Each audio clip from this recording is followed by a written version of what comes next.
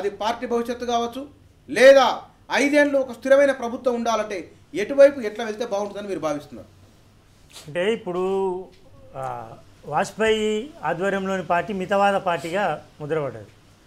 ఇప్పుడు అతివాద పార్టీగా మరీ తీవ్రవాద పార్టీగా మారకుండా హిందుత్వం ఓకే, కానీ రైటిజం ఎట్లయిపోయింది, అది మరి తీవ్రవాదము ఉగ్రవాదం వైపు దారి తీసే పరిస్థితి ఉందని ఆందోళన రేకెత్తించింది. ఈసారి మళ్ళీ థంపింగ్ మెజారిటీతో గెలిస్తే మోడీ డిక్టేటర్ అయిపోతాడు, ఎక్కడ పోతుందో ఈ డెమోక్రసీ అనే ఆందోళన చాలా మందిలో ఉండే, చాలా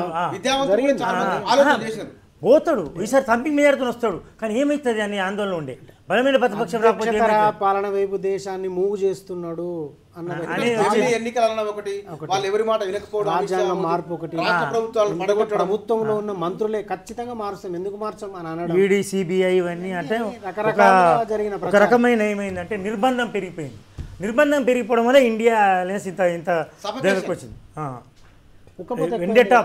కక్ష సాధింపు కూడా పెరిగిపోయింది. మొత్తం తీసుకుపోయి జైలు వేసిన రాష్ట్రాల్లో గెలిచిందేమో, కానీ దాని ఎఫెక్ట్ చాలా ఇతర ప్రాంతాల్లో ఉంటుంది కదా, అక్కడ లేకపోవచ్చు, ఢిల్లీలో లేకపోవచ్చు. మనీ లాండరింగ్ లేదా సంథింగ్ ఆ కేసు బీజేపీలో ఉన్న వాళ్ళు సేపుకున్నారు, మిగతా వాళ్ళు జైలుకి పోతున్నారు. బీజేపీలో ఉన్న వాళ్ళే కాదు, బేట్ల 1,00,000 తప్పులు చేసి బీజేపీలో చేరిన వాళ్ళు కూడా సేఫ్ అయిపోయారు. మనకు లిక్కర్ స్కామే అది ఎగ్జాంపుల్.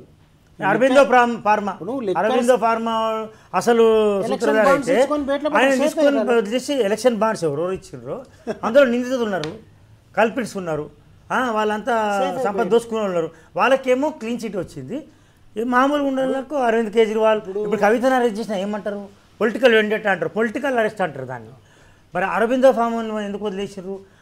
బూట్లల్లో, చెక్కలల్లో, బాత్రూమ్లలో, కమ్మోడ్లలో డబ్బులు దొరికితే ఎప్పుడు కోవిడ్ టైంలో అసలు ఆ డబ్బులు చూసి కింద పడిపోయినాం.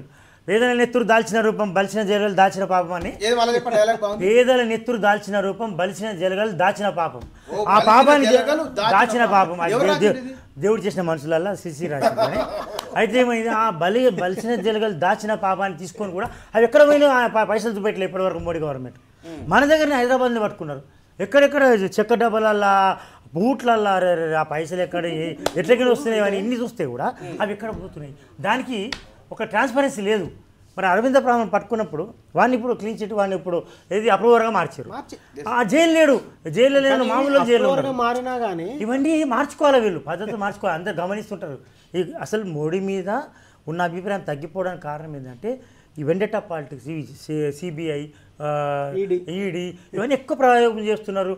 ఇప్పుడు కేజ్రీవాల్ని అరెస్ట్ చేశారు. అక్కడ కేజ్రీవాల్ని అరెస్ట్ చేసిన ఢిల్లీలో ప్రభావం లేదు, నాలాంటి మీద ప్రభావం ఉంది. ఎందుకు ఇట్లా చేస్తున్నారేమరా, వీళ్ళకేం పని లేదా అనే మంచి అభిప్రాయం ఉన్నాడు కూడా, ఏమే మోడీ ఇట్లా తయారైపోయినామే. హిందువుల గురించి మాట్లాడుతున్నప్పుడు అరెస్ట్ అయిన వాళ్ళతో హిందువులే అంతే కదా, ఏదైనా అంతే. ముస్లింలు అరెస్ట్ చేయరు కదా. ఇప్పుడు నీకు అసదుద్దీన్ ఓవైసీ మీద ఇప్పటివరకు ఈడీ లేదు, మోడీ రాడు, ఈడీ లేదు, అది సిబిఐ లేదు. ఒక్క రోజు రమ్మను సిబిఐ వాళ్ళను, ఈడీని రమ్మను, ఒకటే రోజు అంతే, క్లోజ్. ఏది అసదుద్దీన్ ఓవైసీ, అక్బరుద్దీన్ ఓవైసీ, అట్లా. దాన్ని బట్టి మనం ఏంటంటే మార్చుకోవాలి, పద్ధతులు మార్చుకోవాలి. అంటే పరిస్థితి వెండెట్టా పాలిటిక్స్ టోటల్ రాజకీయ వ్యవస్థను, శాసన వ్యవస్థలన్నిటినీ సర్వనాశనం చేసింది ఎవరంటే మోడీ ఆడినని అబద్ధాలు ఎవడు ఆడలేదు, మోడీ చేసినంత రివెంజ్ పాలిటిక్స్ ఎవరు చేయలేదు. సో ఇవన్నీ మారాలంటే మరి అది స్వతహాగా వచ్చినవి మారతాయా అంటే అట్లా చూస్తే